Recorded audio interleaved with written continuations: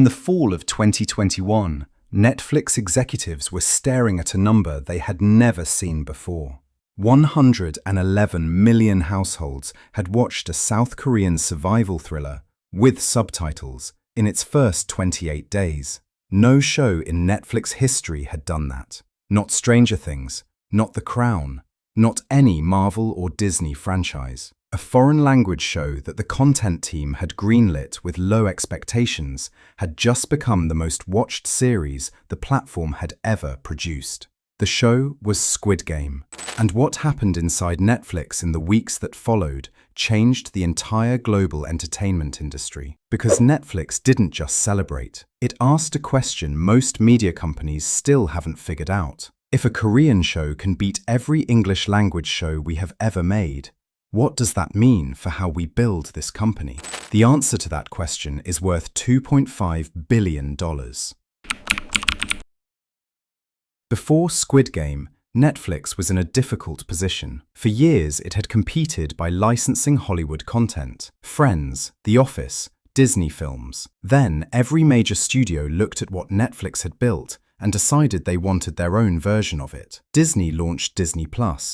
Warner launched Max. And one by one, they pulled their libraries back. Netflix was left without the one thing that drives long-term streaming loyalty: iconic franchises. Disney had Marvel and Star Wars. Warner had DC and Harry Potter. Netflix had none of that legacy IP, and no realistic way to build it by competing on Hollywood's terms. Ted Sarandos, Netflix's co-CEO, understood the problem. Netflix couldn't win a franchise war against studios with a 100-year head start, so it needed a different weapon. That weapon turned out to be geography. South Korea had been quietly building toward a cultural moment for 2 decades. K-pop crossed into Western markets in the 2010s. BTS topped US Billboard charts.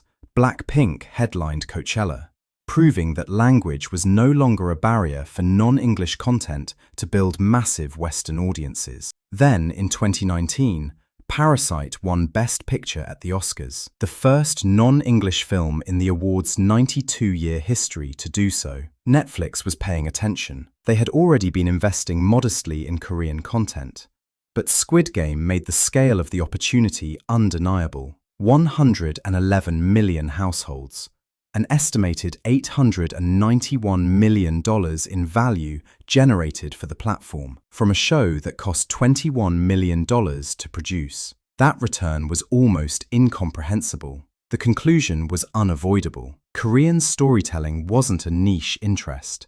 It was a global superpower the entire Western entertainment industry had been undervaluing.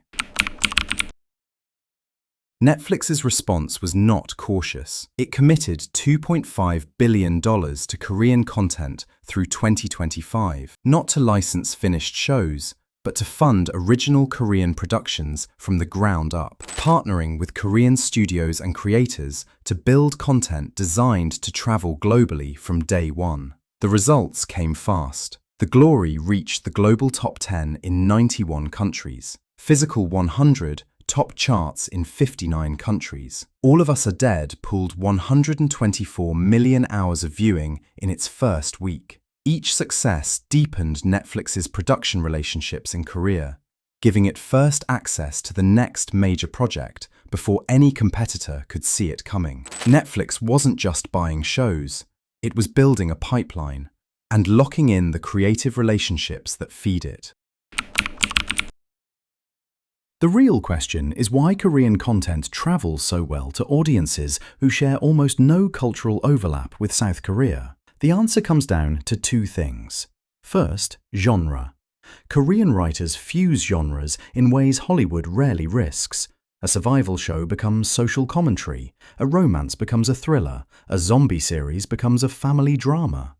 That unpredictability keeps audiences engaged in a way that formula-driven Hollywood productions often don't. Second, emotional directness. Korean dramas aren't afraid of extended grief, open vulnerability, and emotional scenes that US television would cut for pacing. Audiences respond strongly to content that gives them permission to feel things intensely. Netflix understood this before its competitors did. Disney+, Prime Video, and Max remain overwhelmingly focused on English-language content. Netflix is the only major streamer that has made a systematic billion-dollar bet on non-Hollywood storytelling, and that gap will take years to close. Korea is not the end point. It is the proof of concept. Netflix is now running the same playbook in Spain, which produced Money Heist, in India, in Japan. The logic is identical everywhere. Find creative ecosystems producing world-class stories at a fraction of Hollywood's cost. Invest before competitors recognize the value, and own the pipeline. Disney built its empire by owning characters. Netflix is building the next one by owning the infrastructure that determines which stories from anywhere in the world reach everyone, everywhere. The next global phenomenon will not come from Hollywood. It will come from somewhere Hollywood wasn't looking. And Netflix has spent the last 3 years making sure it is already there when it arrives.